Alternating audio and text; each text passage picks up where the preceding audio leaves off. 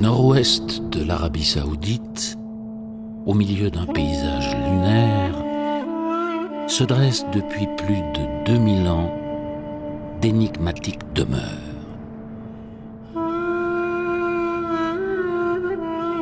Ces façades rupestres, aux lignes finement ciselées, semblent avoir été arrachées au chaos de la pierre. C'est l'antique cité de Hégra, interdite aux visiteurs pendant plusieurs centaines d'années.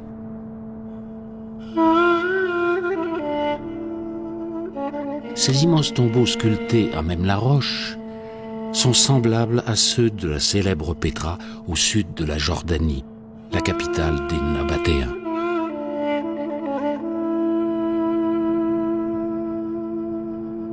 Entre ces deux cités, 700 kilomètres de désert.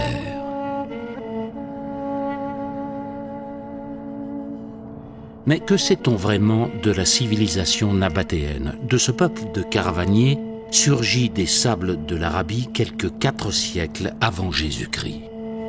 Peu de choses qui permettent de saisir les Nabatéens, sinon les rapports qu'en font à 1 ou 2 siècles d'intervalle, Diodore de Sicile et Strabon, qui les décrivent respectivement, donc Diodore comme un peuple de nomades qui est très attaché à sa liberté et qui donc ne construit pas de maison, vit dans le désert et est capable de se débrouiller en allant de puits en puits. Et puis Strabon, justement, qui 1 ou 2 siècles après, nous dit au contraire que les Nabatéens construisent des maisons partout, qu'ils ont des maisons luxueuses, qu'ils adorent s'enrichir. Les auteurs grecs racontent aussi que les Nabatéens avaient l'art de s'enfuir et de se dissimuler dans le désert s'ils étaient attaqués. Mais ils étaient surtout connus pour leurs fameuses caravanes de chameaux qui leur servaient à faire du commerce sur de très longues distances.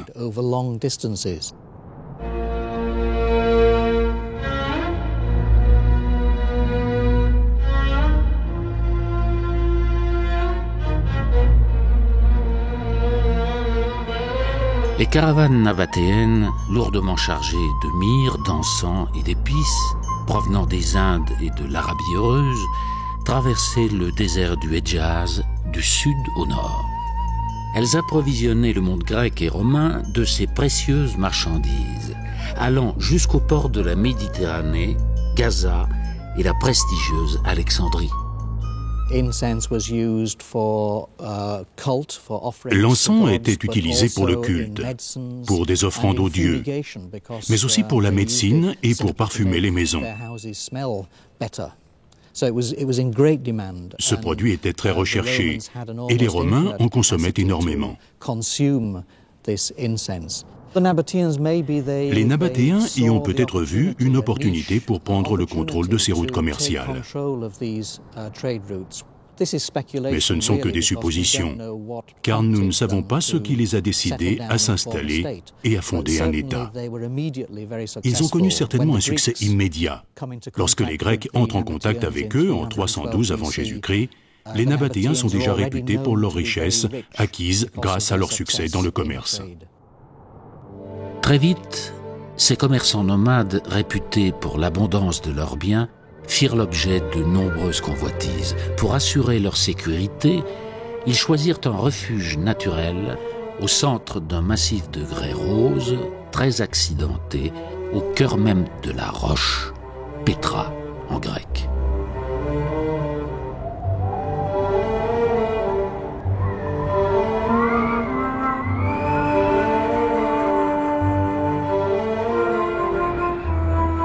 Pour y pénétrer, il fallait oser s'engouffrer dans un étroit défilé au parcours sinueux, bordé de très hautes falaises pouvant atteindre 300 mètres de hauteur, comme les murs dressés de cette impressionnante forteresse naturelle.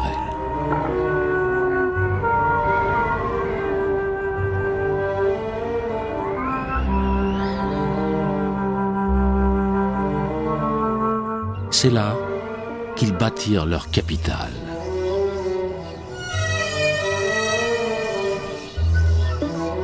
La cité de Pétra était dissimulée au regard. Cette place forte sans murailles pratiquait si bien l'art du camouflage qu'elle finit par disparaître de la mémoire des hommes à l'aube du Moyen Âge. Elle ne fut redécouverte qu'au début du XIXe siècle par un voyageur suisse, Burckhardt, qui le premier emprunta à nouveau l'impressionnant défilé long de 2 kilomètres, le Sick. Il déboucha stupéfait sur l'extraordinaire façade du Rasnay. Il y a un choc culturel, en effet, pour nous, de trouver dans ce site montagneux, rupestre, des sculptures extrêmement sophistiquées, très proches et aussi belles que ce qu'on peut trouver à Alexandrie, qui évoquent par certains aspects la sculpture pergaménienne hellénistique, alors qu'on est en plein désert.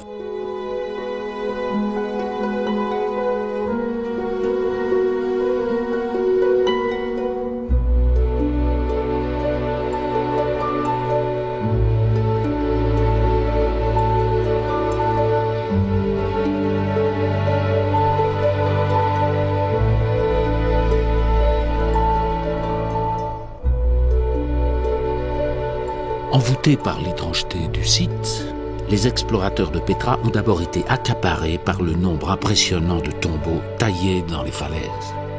Aussi, le lieu a-t-il été longtemps considéré comme une immense nécropole. Pourtant, Petra était, il y a plus de 2000 ans, une véritable cité, avec ses quartiers d'habitation, ses marchés, ses rues, ses ateliers d'artisans, mais également ses temples, où l'on honorait les dieux nabatéens. C'est un site tout à fait curieux, paradoxal pour l'implantation d'une ville. Les ressources nécessaires à la vie d'une nombreuse communauté ne sont pas toutes réunies dans cette cuvette. En particulier, l'adduction d'eau pose d'énormes problèmes.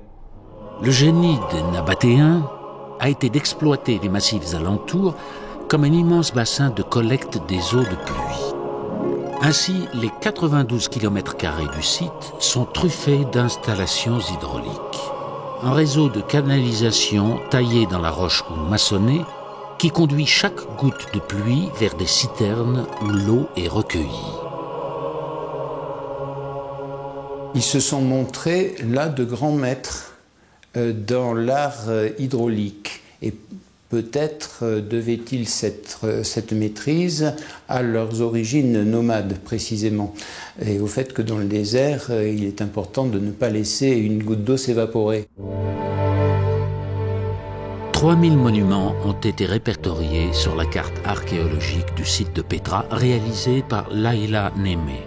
La ville, à son apogée, devait compter plusieurs dizaines de milliers d'habitants. C'est grâce à ces indices que les archéologues tentent aujourd'hui de reconstituer le puzzle de l'histoire nabatéenne. Mais 170 ans de recherche ont apporté plus de questions que de certitudes.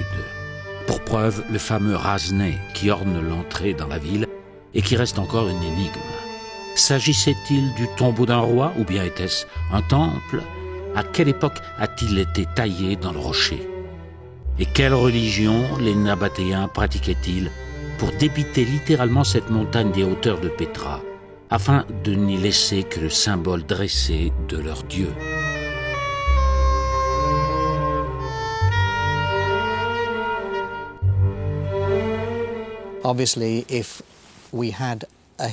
Évidemment, ce serait plus simple si nous avions une histoire écrite du royaume nabatéen, comme celle que nous avons par exemple du royaume de Judée qui était contemporain à celui des Nabatéens. Pour moi, peut-être le plus précieux serait d'avoir même de petits fragments de littérature religieuse nabatéenne. Nous avons le nom des dieux, nous avons les temples et de nombreuses inscriptions religieuses des personnes venues faire une offrande aux dieux. Mais nous ne savons rien de la façon dont les gens priaient et honoraient leurs dieux. Alors même, avoir un tout petit fragment de ce type de matériel, ce serait formidable.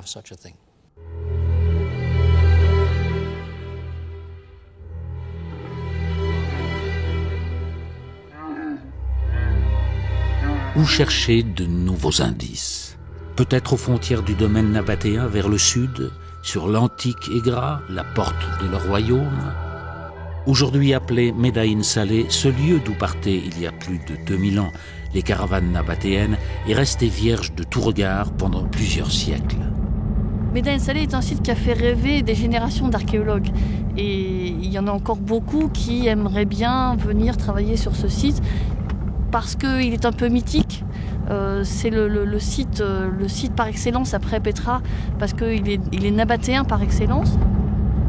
Mais si Meda Saleh est légendaire, c'est aussi parce qu'une fatwa pèse sur le site, une malédiction qui l'a transformé en territoire interdit.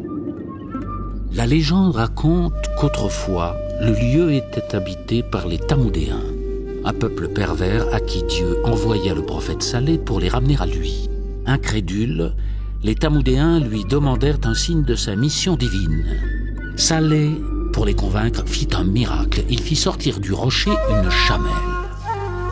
Le jour, empruntant le défilé de Mabraken Naka, elle allait paître dans la plaine. Le soir, elle distribuait son lait en abondance à tous les habitants. Mais plutôt que de se convertir à ce miracle, les Tamoudéens résolurent de se débarrasser de l'animal. Ils fixèrent des poignards dans le défilé qui éventrèrent la chamelle. Elle succomba en poussant des mugissements terribles. Un chamelon s'échappa de son flanc et se transforma en rocher. Alors la colère de Dieu s'abattit sur les Tamoudéens et ils furent tous détruits. Le Coran fait écho à cette légende et aujourd'hui encore de nombreux musulmans évitent le lieu maudit. Ils voient dans les hautes façades nabatéennes les anciennes maisons des Tamoudéens, les assassins de la chamelle miraculeuse. Aussi, le site est-il resté à l'écart pendant des siècles. Ce n'est qu'au tout début du XXe siècle que deux pères dominicains appartenant à l'école biblique de Jérusalem vont redécouvrir Meda Saleh. Antonin Jossen et Raphaël Savignac sont de véritables explorateurs des pays d'Orient. Pendant des années, ils parcourent la Terre Sainte, le Sinaï, la Jordanie, la Syrie. Jossen met à profit ses connaissances en ethnologie, en épigraphie et sa maîtrise des langues, notamment l'arabe qu'il enseigne. Savignac développe ses talents de photographe pour illustrer des ouvrages scientifiques. En 1907, ils obtiennent une mission de la Société française des fouilles archéologiques pour se rendre en Arabie. Le chemin de fer du Hedjaz qui relie Damas aux villes saintes de l'Arabie est tout juste terminé. Les deux dominicains se joignent aux pèlerins qui vont en direction de la Mecque.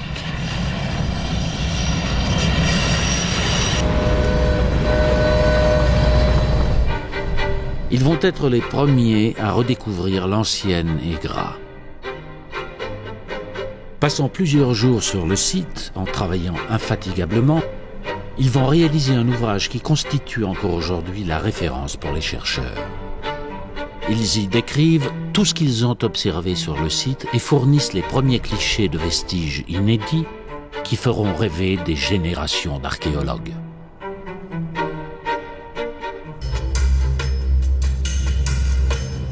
Cent ans plus tard, c'est une équipe française qui, la première, peut retourner sur les pas de Jossen et Savignac. L'archéologue et épigraphiste Laïla Némé du CNRS en est la chef de mission.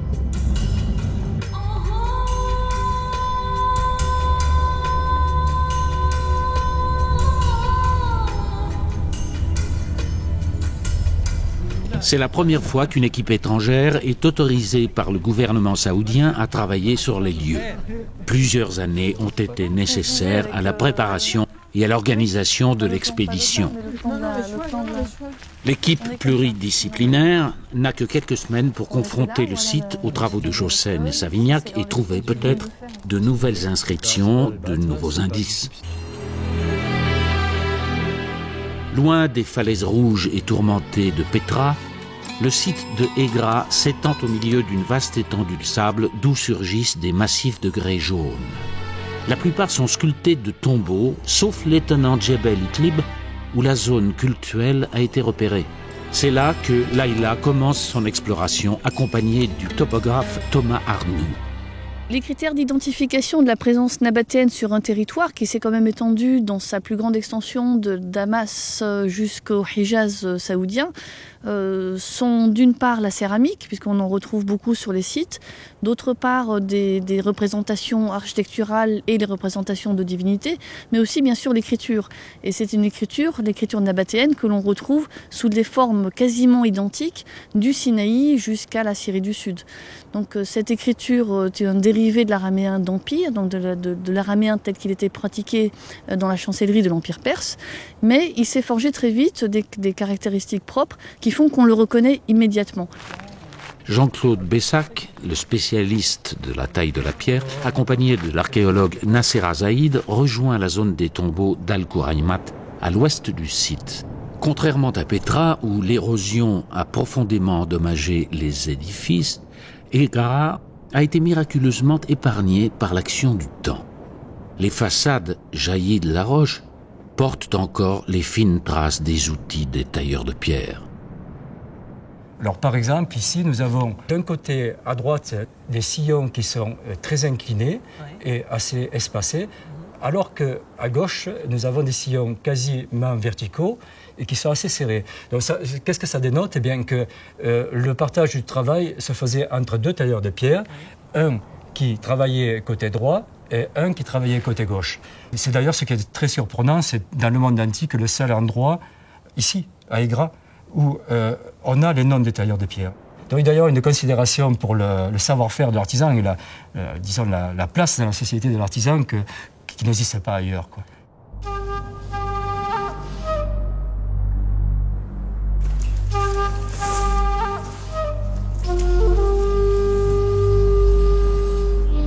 Tu peux me donner la hauteur totale de la niche d'abord, s'il te plaît ?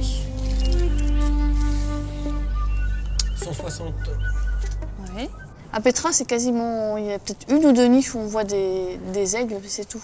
D'accord. Donc ça devait être un symbole de puissance. Oui. Ailleurs, en Syrie, c'est associé à Baal Shamin.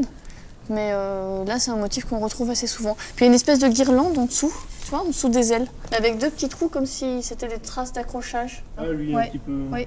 On ne peut pas tailler dans du rupestre, c'est-à-dire sur le rocher même. Techniquement, il est impossible de commencer du bas et d'aller vers le haut. Même dans les plus abruptes, il fallait qu'il trouve une faille naturelle qui constitue un méplat dans la montagne pour accéder au sommet. Les petites encoches, là, donc c'est pour accéder à partir du haut toujours. D'autant qu'à chaque partie, à chaque tranche horizontale, il faut terminer, il ne faut plus revenir, puisqu'on ne doit pas échafauder. Il n'y a pas beaucoup de bois ici, donc l'échafaudage est exclu. C'est une tombe où ils ont fait un pari étant donné l'emplacement privilégié de cette sorte de champignon de grès naturel. Et ils ont souhaité que ce soit visible de très loin et isolé, donc d'autant plus ostentatoire. Mais ils savaient malgré tout qu'ils prenaient un risque et qu'ils risquaient de rencontrer de la mauvaise roche. Ils se sont arrêtés pour ça. Donc c'est la mauvaise roche qui les a bloqués et ils ont stoppé le travail à partir du moment où ils ont rencontré ces mauvaises strates. S'ils avaient réussi, ils auraient eu l'une des tombes, pour ne pas dire la tombe la plus en vue par rapport aux voisines, la plus visible de loin, la mieux exposée et puis surtout isolée. Donc ça distingue le personnage qui le fait.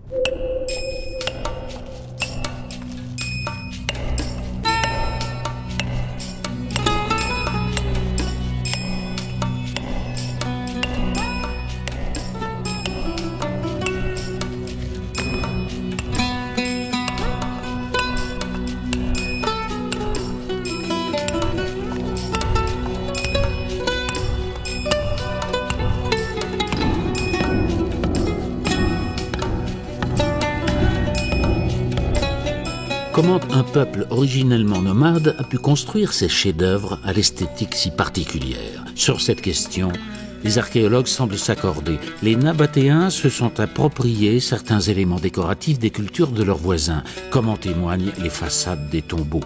Un décor en étage où se conjuguent librement corniches égyptiennes, merlons mésopotamiens, portes et pilastres issus du monde gréco-romain. On a fait venir des gens très habiles, formés, dans des centres culturels importants de l'Orient méditerranéen. Par ailleurs, on peut très bien imaginer qu'on forme des équipes locales qui copient, soit qu'on les forme sur place, soit qu'on les fasse venir à Alexandrie ou en Asie mineure, enfin surtout dans le domaine alexandrin, et qu'on leur apprenne à travailler. De fait, quand on regarde de près, eh bien, il y a des pièces qui sont d'une technicité exceptionnelle et d'autres qui sont faites un petit peu de biais, et ça ne se voit évidemment pas de loin, mais de près, oui. Jacqueline Denzer, spécialiste du décor, découvre, grâce à l'état de conservation des façades, des éléments nouveaux. Quand on se rapproche des façades, on remarque que beaucoup d'entre elles ont des traces d'enduit. On se rend compte que toutes les parties en saillie du décor étaient probablement enduites et peintes, et dans des couleurs vives. On voit du blanc, du bleu et du rouge. C'est-à-dire que ça donnait un effet de contraste très fort vu de loin, tu vois. Et ça, on remarquait encore plus les plans superposés. Tout ça avait pour but, un but d'ostentation, tu vois, de montrer le pouvoir, la richesse, la puissance de la famille du mort. Ces tombes monumentales étaient donc réservées aux grandes familles nabatéennes de Egra. Pourtant, sur les sommets alentours, une autre équipe, autour d'Isabelle Sachet, vient de localiser de simples trous rectangulaires creusés dans la roche. Il s'agit de sépultures pour les habitants qui n'avaient pas les moyens de s'en offrir de plus imposantes.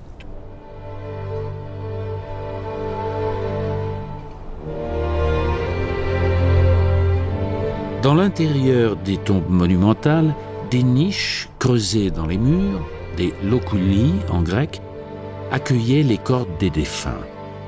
Dans ce caveau de famille, l'un des plus grands de Egra, on compte 29 emplacements de tombeaux, dont certains plus petits, destinés à des enfants.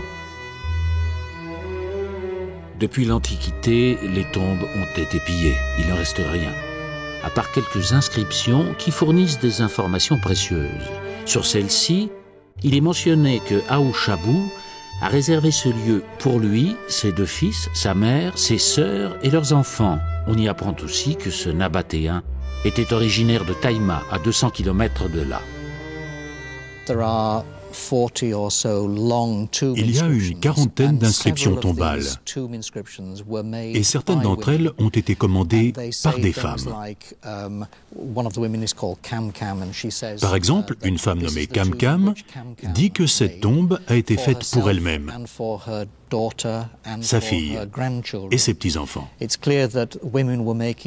est clair que les femmes faisaient construire des tombes, engageaient un maçon, et puis y inscrivaient leur nom pour marquer la propriété. Ces inscriptions légales définissent qui peut et qui ne peut pas être enterré dans le tombeau. Il est évident aussi que parfois, seules les femmes pouvaient être enterrées dans certains tombeaux, ce qui voudrait dire que les femmes jouaient peut-être un rôle plus important qu'on ne pourrait s'y attendre.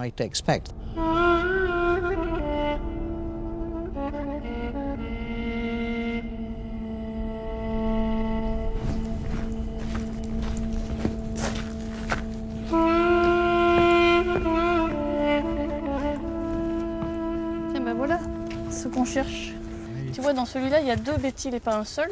Ouais. Donc, les bétiles, c'était la représentation de la divinité.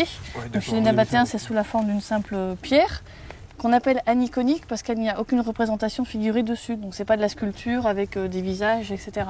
Et donc, chacun des bétiles représente une divinité. Ce qui fait que quand il y en a 2 dans une niche, c'est sans doute parce que ça représente 2 divinités. These are essentially Ce sont essentiellement des blocs de pierre. Et dans le nord-ouest de l'Arabie, selon la tradition de l'époque, on représentait les divinités uniquement par des blocs de pierre. Il y avait une sorte d'inhibition à représenter les dieux sous forme de statues. Ce n'était pas vraiment un tabou religieux, mais plutôt une réticence de la part des Nabatéens. Cette réticence est devenue plus tard une loi dans l'islam, comme c'était déjà le cas dans le judaïsme. Tiens, regarde Thomas, cette fois-ci tu en as 3. Une grande flanquée de 2 petites. Alors, il y en a toujours tendance à dire que celle du milieu, la plus grande, ça sera Dushara, qui est le dieu principal des Nabatéens, qui a un petit peu une vocation de dieu dynastique. Et puis on peut imaginer que les 2 bétiles latéraux sont ce qu'on appelle les parèdres, c'est-à-dire vraiment les dieux associés à Dushara. Alors là, il n'y a rien qui permet de savoir si celui du milieu et ceux des côtés sont des divinités masculines ou féminines, mais on sait par les inscriptions qu'il y avait des divinités féminines chez les Nabatéens, et notamment une qui porte le nom de El-Ouza, et qui est très souvent représentée avec des yeux et un nez au milieu du bétil.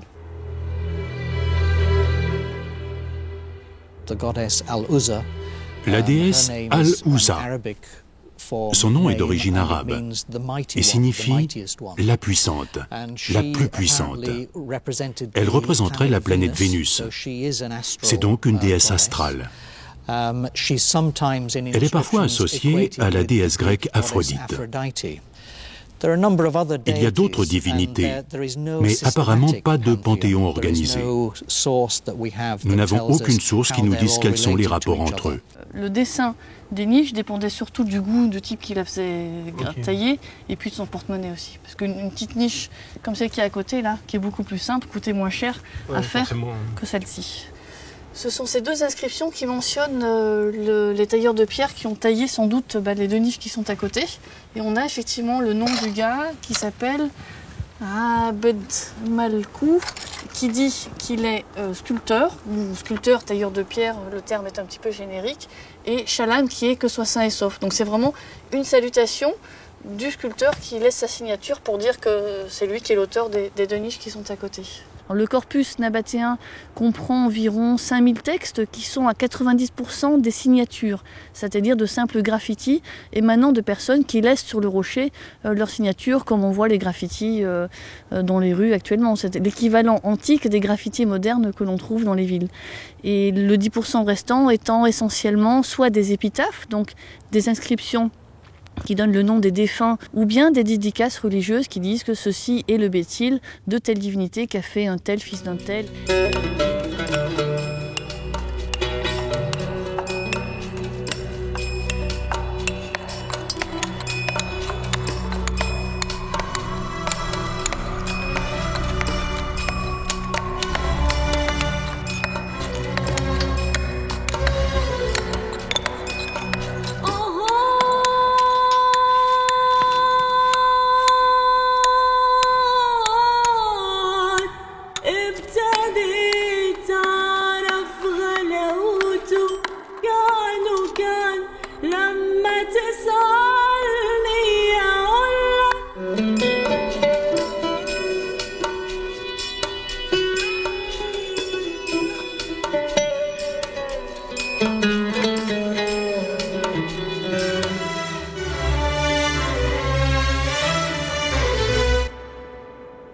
En fait, cette tombe a été abandonnée à ce stade-là parce que l'un des merlons, ce qu'on appelle les merlons, qui sont des degrés de pierre qui sont de part et d'autre de la tombe au sommet, ils en ont cassé un ici et ils ont été obligés d'abandonner cette tombe. Ça montre un petit peu la difficulté de ce type de travail rupestre où on ne peut pas changer les pierres. Une fois c'est cassé, on abandonne le travail. Alors la manière d'extraire les blocs au fur et à mesure, c'est très simple, mais ça demande tout de même une certaine technicité. Il y a une jambe qui est à l'extérieur, comme ici donc, et une jambe à l'intérieur, et le carrier creuse cette tranchée jusqu'à la profondeur souhaitée. Une fois le bloc cerné, comme on les voit, il creuse à la base des emboîtures. On appelle des emboîtures, ce sont des trous dans lesquels on place des coins de fer, et c'est la pression de ces coins qui décolle ces blocs, et ensuite ces blocs sont précipités en bas sur des tas de sable pour pas qu'ils se cassent, pour pouvoir les récupérer. Si les tombes nabatéennes servaient aussi de carrière, que sont alors devenus tous ces blocs de pierre? Cette question obsédante a poussé les archéologues à rechercher des traces d'édifices construits. Grâce à une prospection magnétométrique, une carte du sous-sol a pu être établie. Elle a révélé l'existence d'un véritable tissu urbain, la zone résidentielle de Egra. Une ville est là, enfouie sous le sable et qui attend d'être réveillée. Tout ce qui concerne l'eau. L'équipe française a repéré une partie de la cité et ce qui pourrait même être un rempart. Malheureusement, l'enthousiasme est de courte durée. L'équipe n'est pas encore autorisée à effectuer les fouilles. Ce sont les Saoudiens qui réalisent les premiers sondages à l'emplacement présumé de l'antique agglomération. Là encore, les résultats apportent plus de questions que de certitudes. Quand même pas grand-chose. Parce qu'à mon avis, si la ville est là, effectivement, elle est plus proche des puits.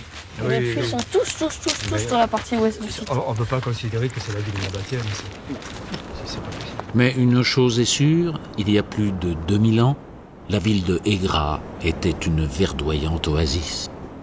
Je sais des Savignacs, les pères dominicains qui se sont promenés sur le site au début du XXe siècle, on retrouvait les puits en fonctionnement avec la nappe phréatique qui était environ à moins de 10 mètres.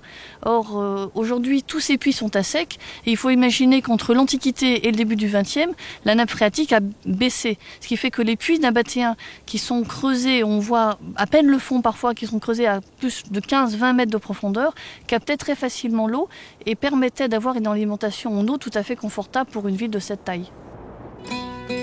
D'après les estimations des scientifiques, la zone résidentielle s'étendrait sur une 50aine d'hectares à l'intérieur d'un site d'environ 500 hectares.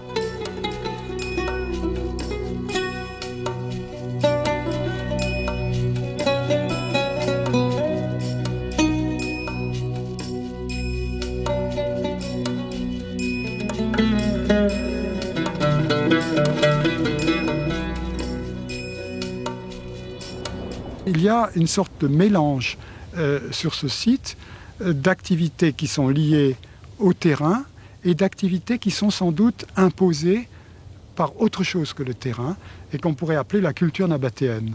En effet, dès qu'ils ont des rochers, ils utilisent ces rochers soit pour faire des tombeaux, soit pour créer ces espaces cultuels en plein air, comme nous les voyons à l'intérieur du Djebel Iqlib. Et il y a une volonté d'assurer, de marquer une présence qui est la présence de ces grandes familles nabatéennes qui ont réalisé tous ces tombeaux et pour lequel on revient à des formes de culture qui ont été développées fondamentalement à Petra. Tiens, regarde Thomas, on voit bien la saignée de la canalisation. Les Nabatéens sont allés si loin dans l'affirmation de leur culture qu'ils ont répété dans ces massifs montagneux les techniques de collecte d'eau de Petra, avec ses canalisations taillées dans le rocher et ses citernes pour recueillir les eaux de pluie. Alors qu'ici, il pleut beaucoup moins qu'à Petra et que l'oasis de Médaïn Saleh n'a jamais manqué d'eau. Peut-être que ces citernes avaient une autre fonction. Étaient-elles utilisées à des fins cultuelles ?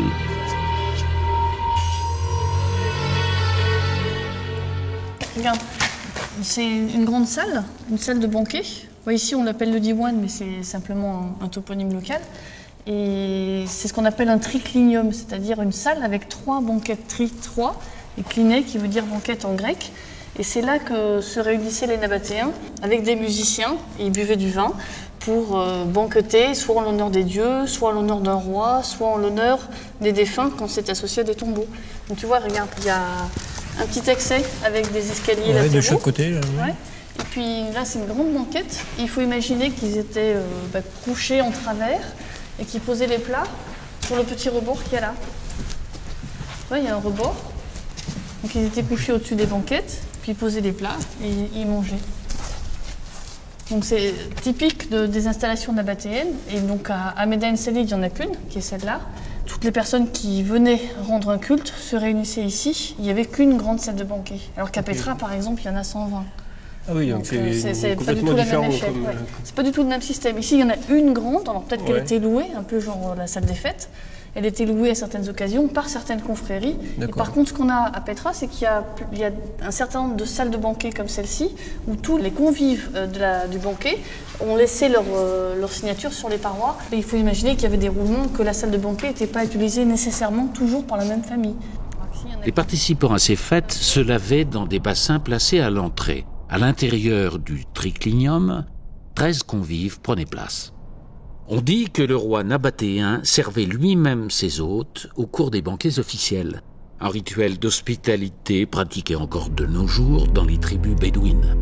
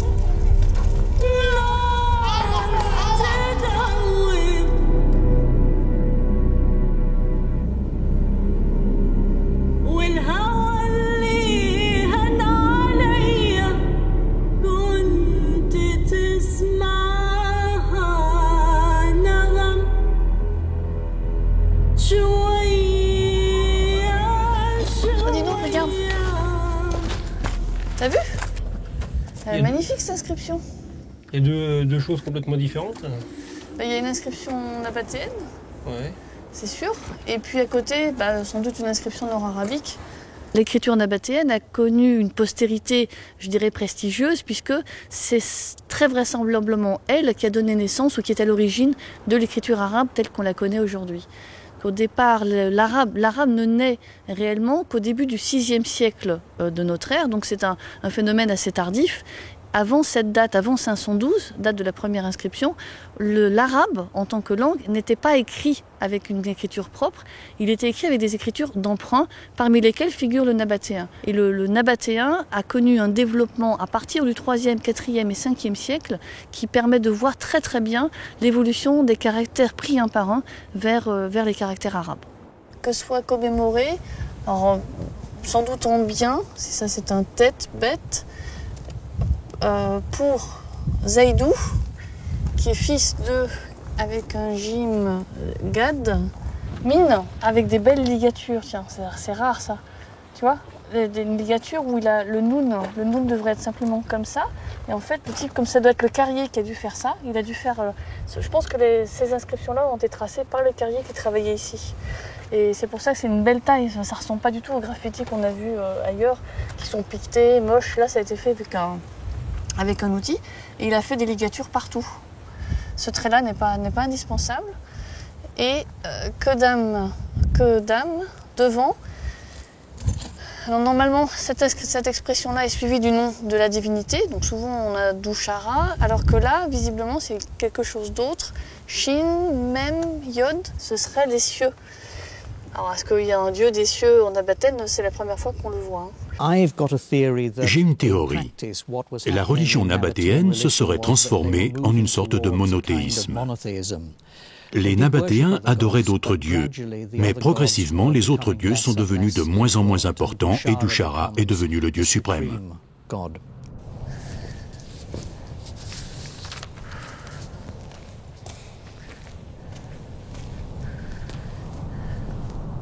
Non, c'est une des plus grandes inscriptions nabatéennes du site, à part celle des tombeaux. Hein. Elle est magnifique. Alors, qu'est-ce qu'elle dit? Balad Kir, que soit commémoré, Abd Abdat, et un type qui s'appelle Haïdou, et un autre nom, Odemos, qui sont tous les deux Asartagaïa, c'est-à-dire stratèges. Les inscriptions de Egra révèlent les titres des personnages haut placés, tels les stratèges. Ces hommes étaient chargés de gérer et protéger le trafic caravanier. À son apogée, le royaume nabatéen devait être un véritable empire commercial, englobant le nord de l'Arabie saoudite, le sud de la Jordanie, le Sinaï, le Negev. Ce vaste territoire, composé de routes caravanières, nécessitait une administration sophistiquée, avec au sommet de celle-ci un pouvoir royal installé à Pétra.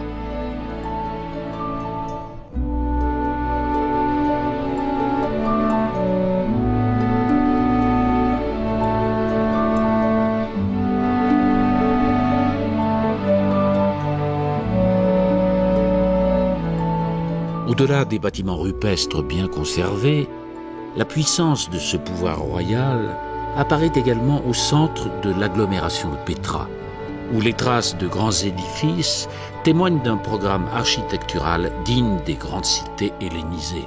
De ce Pétra central monumental, on retire l'impression d'un peuple très à l'aise, de même qui ne reculait pas devant des dépenses très importantes pour construire de grands édifices publics et religieux.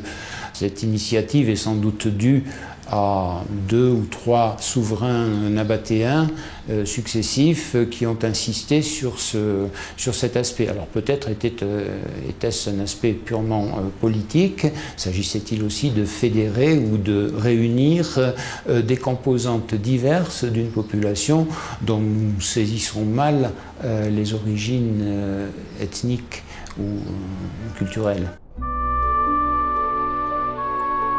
Le célèbre Razné, situé à l'entrée de la ville, est-il la signature d'un roi?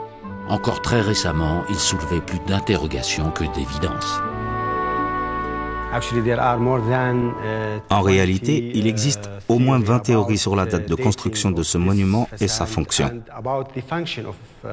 Certains disent que c'est un tombeau, d'autres un temple. Pour les uns, il date du 1er siècle avant Jésus-Christ, pour les autres, il est du 1er siècle après. Certains disent qu'il est nabatéen, d'autres romain. C'est la raison pour laquelle nous avons décidé de faire des fouilles devant la façade, afin de savoir exactement ce qu'est ce monument. Les archéologues jordaniens ont ainsi mis au jour plusieurs tombes, semblables à celles de Hégra, ensevelies au pied du Rasné.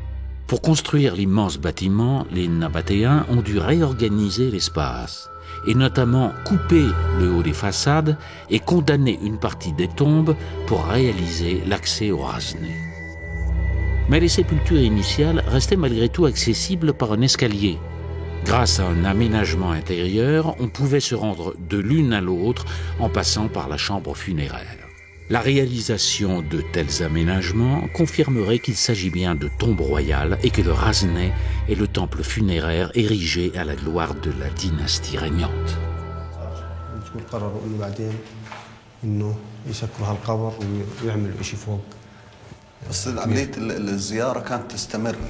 طبعا ما هي استمرت حتى بعد ما جهزوا بعد ما جهزوا كان الناس يفوتوا من هناك من برا وفتحوا الباب هذا عشان يزوروا كله والنافذه انه كانت للاضاءه وللاكسجين. Ainsi, les habitants de Pétra pouvaient visiter les tombes et y honorer la famille royale. La mise au jour de ces vestiges et la découverte de céramique et de lampes permettent la datation du bâtiment au 1er siècle avant Jésus-Christ, sous le règne de Arétas IV. À 700 km de là, Layla ramasse sur le sable un petit objet vieux de plus de 2000 ans et qui ramène soudain le souverain nabatéen dans la lumière. Une pièce de monnaie. Ces pièces d'argent et de bronze sont aujourd'hui le seul moyen de connaître le visage des rois nabatéens et la chronologie de leur règne. La présence de la reine sur certaines d'entre elles témoigne aussi de l'importance du statut des femmes dans cette civilisation. Après 3 semaines d'investigation, la mission archéologique se termine. Layla doit se résoudre à quitter le site. Elle emporte avec elle de nouvelles preuves, mais laisse aussi beaucoup de questions en suspens, dont la plus évidente, qui est cette ville dissimulée sous les sables.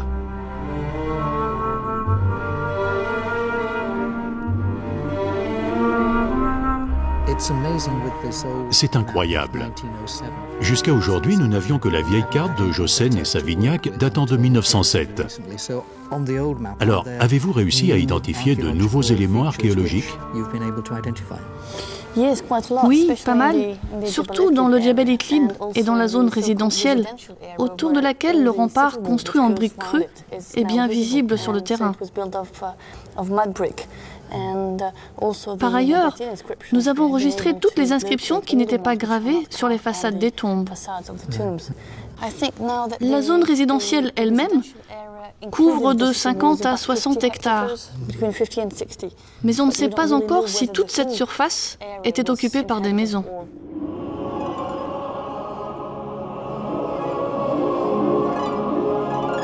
De cette histoire nabatéenne aux contours incertains, une vérité surgit pourtant en 106 après Jésus-Christ. Les murailles du Sikh, qui avaient protégé pendant des siècles l'accès à Pétra, furent impuissantes à retenir les légions romaines de l'empereur Trajan. Le royaume nabatéen devient province romaine. On suppose qu'ils se sont rendus facilement. Il n'y a en effet aucune preuve de bataille lorsque les Romains ont pris le contrôle de l'État nabatéen en 106 après Jésus-Christ. Mais cette hypothèse est tout de même fondée sur un préjugé que nous avons. J'ai un étudiant en thèse, d'ailleurs il est arabe, qui étudie la façon dont l'histoire des événements a été écrite par les conquérants. Et selon leur version, c'est une reddition pacifique qui a eu lieu lorsque les Romains ont envahi la Nabatène. Ce n'est pas tout à fait crédible, et il n'y a que très peu de preuves. Mais au moins nous devrions être conscients du fait que les seuls témoignages que nous avons ont été laissés par les Romains. C'est donc la version romaine des événements. La puissante présence de l'Empire romain va remodeler Petra. Rue à colonnades, réaménagement de l'ensemble des bâtiments, l'empreinte de Rome travestit ce qui était nabatéen.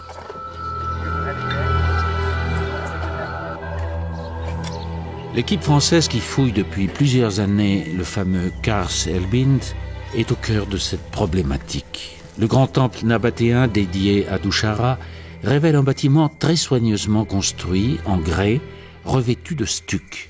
Il possédait même un dispositif antisismique constitué de poutres de genévrier, raison pour laquelle une partie importante du bâtiment est encore debout, après plusieurs tremblements de terre qui ont détruit tout le centre-ville de Petra au IVe siècle après Jésus-Christ. C'est tombé ce deuxième temps. Mais les éléments nabatéens se dérobent au profit des traces romaines qui aujourd'hui surgissent des fouilles. Ah, vous l'avez mis disposé. On peut enfin l'admirer. Il ressemble, ce sont vraiment les traits de Marc Aurèle, et par contraste, ceux de la première tête, effectivement, évoquent Lucius Verus. Tout à fait.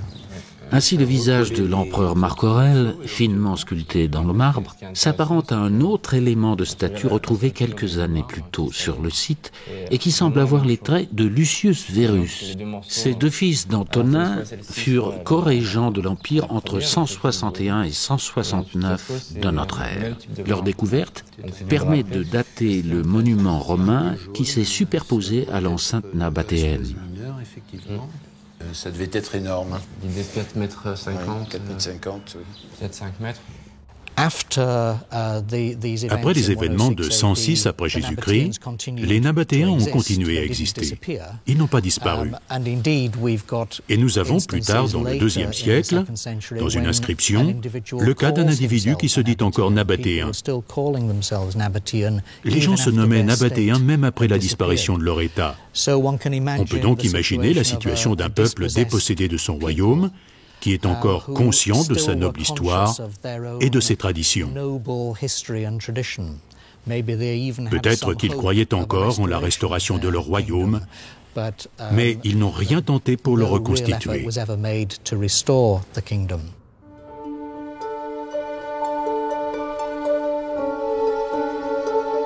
Un tombeau sculpté témoigne d'une forme de survivance du style nabatéen après la conquête romaine, grâce à une inscription. L'une des seules retrouvées à Petra, permettant de dater le monument et d'identifier le défunt. Il ne s'agit pas d'un nabatéen, mais d'un Romain, Sextius Florentinus, gouverneur de la province d'Arabie, mort en 129 de notre ère. Impressionné par la culture rupestre de ces maîtres du désert, le gouverneur romain se fit tailler sa sépulture à l'identique. Il s'est voulu pour l'éternité l'égal des monarques nabatéens, de ces hommes qui avaient su rendre intelligibles les lignes de force qui couraient sous la surface plissée de la roche.